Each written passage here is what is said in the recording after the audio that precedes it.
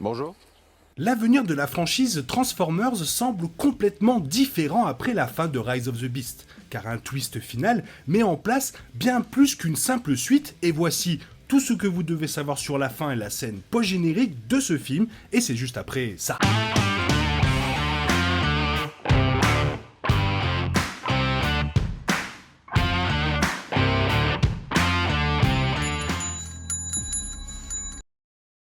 Le septième volet de la franchise Transformers par Paramount élargit le monde en permettant aux Autobots d'entrer en contact avec les Maximals, Terrorcons et Unicron. L'histoire tourne autour de la chasse à la clé de Transdistorsion qui pourrait être utilisée par les Autobots pour retourner sur Cybertron ou alimenter le désir d'Unicron de manger des planètes. Le film est la deuxième entrée dans la chronologie rebootée de la franchise et la possibilité de se libérer du canon de Michael Bay signifie que le film n'a pas besoin de s'inquiéter des contradictions ou de ce qui s'est passé après son retour en 1994. La suite se transforme en une confrontation ultime alors que les Autobots et les Maximals travaillent ensemble pour essayer d'empêcher Scourge d'utiliser la clé pour amener Unicron près de la Terre. On savait déjà que Paramount avait de grands projets pour la franchise Transformers, donc la fin du film devait mettre quelque chose en place et le twist final est encore plus grand que prévu. Et on commence par Bumblebee.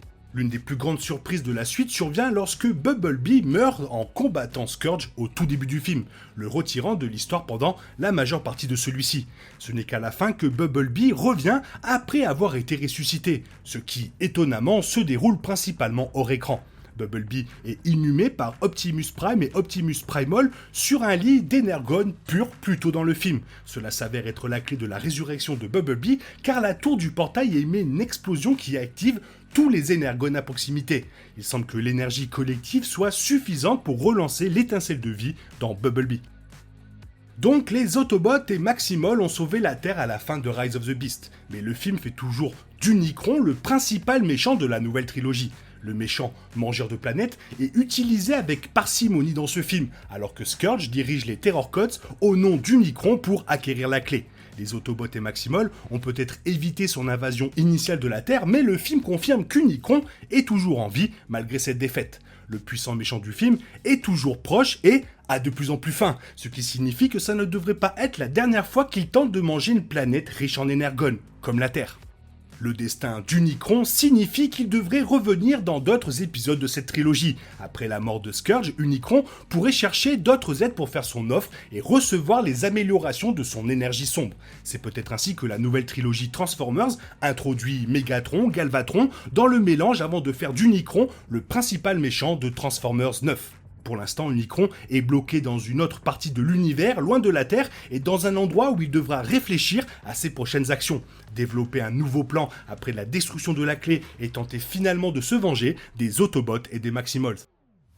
Et finalement, à la fin, l'autre surprise survient lorsque Optimus Prime détruit la clé à la fin du film. Toute sa motivation pendant le film tourne autour de l'utilisation de la clé pour ouvrir un portail permettant aux Autobots de retourner sur Cybertron après avoir été bloqués sur la Terre pendant 7 ans.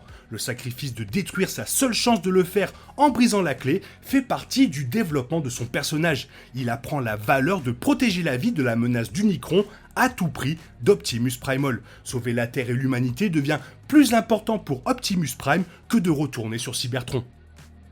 La scène post-crédit du film est une étape importante pour l'avenir de la franchise, car elle confirme que Mirage est vivant après que Noah l'ait aidé à le reconstruire. Le personnage Autobot de Mr. V figure en bonne place dans le film et développe une amitié étroite avec Noah tout au long de l'aventure.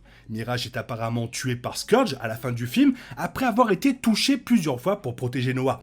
Bien que la bataille finale révèle que Mirage n'est pas mort, il est affaibli au point de se transformer en un costume que Noah peut porter. Il ne se reforme pas complètement par la suite. Étant donné que Noah et Mirage sont positionnés comme les nouveaux responsables humains et Autobots de la franchise, le contenu de la scène mi-crédit n'est pas trop surprenant. Noah travaille avec son ami Rick pour reconstruire Mirage en utilisant des pièces d'occasion. Alors que Rick pense qu'il devrait essayer de vendre la voiture pour des restes et qu'elle ne démarrera même pas, Mirage se retransforme dans sa forme Autobot pour confirmer qu'il fonctionne à nouveau. Cela permet à Noah et Mirage de revenir dans une suite de Rise of the Beast, ou peut-être un autre film. Même si Mirage n'a peut-être pas fière allure en ce moment, il se transformera probablement en un meilleur modèle de voiture pour sa prochaine apparition. Il est maintenant confirmé qu'un crossover des G.I. Joe et Transformers fait partie des plans futurs, car la fin du film comprend un G.I. Joe. Après Noah, Elena, les Autobots, les Maximals sauvent la Terre, Noah retourne à New York et organise d'autres entretiens d'embauche. Cela le mène à Slizla Imports, une couverture pour une organisation secrète, et à une interview de l'agent Burke, qui sait tout sur les récentes aventures de Noah avec les Transformers. Au lieu de se connecter au secteur 7, la fin du film révèle que Burke travaille pour les G.I. Joe. La fin du twist met en place un crossover qui pourrait unir les deux principales marques de jouets Hasbro sur grand écran pour la première fois. Burke veut que Noah vienne travailler avec les G.I. Joe, s'appuyant sur son expérience d'ancien soldat et ses exploits récents pour sauver le monde. G.I. Joe veut que Noah les rejoigne dans une guerre mystérieuse, mais ils veulent aussi qu'il rejoigne leur rang pour former une alliance avec les Autobots. Noah n'accepte ni ne refuse officiellement l'offre de rejoindre les Joe. Et cette révélation pourrait avoir des implications massives pour l'avenir. Cela pourrait signifier que l'organisation Joe sera plus présente dans Transformers 8. Il est également possible qu'Anthony Ramos fasse partie du casting d'un nouveau film G.I. Joe si Noah accepte un poste dans l'équipe. Paramount a rêvé d'amener les Transformers et G.I. Joe ensemble pour un crossover, mais les tentatives infructueuses d'obtenir la franchise Joe ont fait décoller à plusieurs reprises ses espoirs. Maintenant, la fin de Rise of the Beast est utilisée pour aider à rebooter les G.I. Joe encore une fois. Même s'il n'y a qu'un bref aperçu de l'organisation dans le film, il est facile de supposer qu'il s'agit d'une version entièrement différente de l'équipe. Les G.I. Joe originels de Paramount avec Channing Tatum et Dwayne Johnson s'est terminé il y a 10 ans, tandis que Snake Eyes a bombardé le box-office et tué la franchise avant même qu'elle ne puisse vraiment commencer. Puis, Rise of the Beast a lieu en 1994, des décennies avant tous les films G.I. Joe. Le recrutement de Noah semble être la tentative de Paramount pour rebooter G.I. Joe. La fin met en place une suite substantielle. Noah reconstruisant Mirage signifie qu'il peut revenir pour Transformers 8, tandis qu'Unicron reste une menace que les Autobots devront vaincre plus tard. Les détails sur Rise of the Beast 2 ne sont pas encore confirmés, mais le film se termine avec les Autobots et Maximals unis en tant que protecteurs de la Terre. Cela laisse la composition actuelle de l'équipe composée d'Optimus Prime, Optimus Primal, Bumblebee, Mirage, Wheeljack, Cheetor, Rhinox, etc., etc., tandis que Noah et Lena pourraient revenir pour sauver à nouveau le monde. La plus grande implication vient de la fin avec les G.I. Joe, qui marque apparemment le début de l'univers cinématographique Hasbro. Paramount a initialement commencé à développer des idées pour un univers partagé en 2015, mais la plupart des films signalés comme étant en développement n'ont pas encore vu le jour.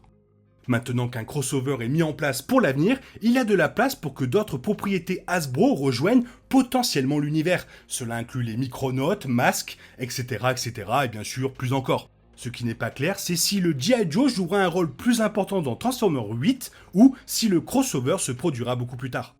Et finalement, au milieu de toute l'action qui accompagne un film Transformers, il y a toujours un thème central qui résonne tout au long. Le film parle des Autobots, des Maximals et de l'humanité qui se rassemblent contre une menace commune, au lieu que chaque partie agisse dans son propre intérêt. C'est pourquoi le sens de la fin est l'unité et la nécessité pour des personnes d'horizons différents de travailler ensemble. Voilà, il ne me reste plus qu'à voir vos commentaires car j'aimerais bien avoir votre avis sur ce film et qu'est-ce que vous avez pensé un peu de Mirage. Alors, n'hésitez pas à me répondre dans la zone commentaire. Sinon, il est temps pour toi de reprendre le cours normal de ta vie et on se retrouve demain pour une nouvelle vidéo. Bisous bisous, bye bye.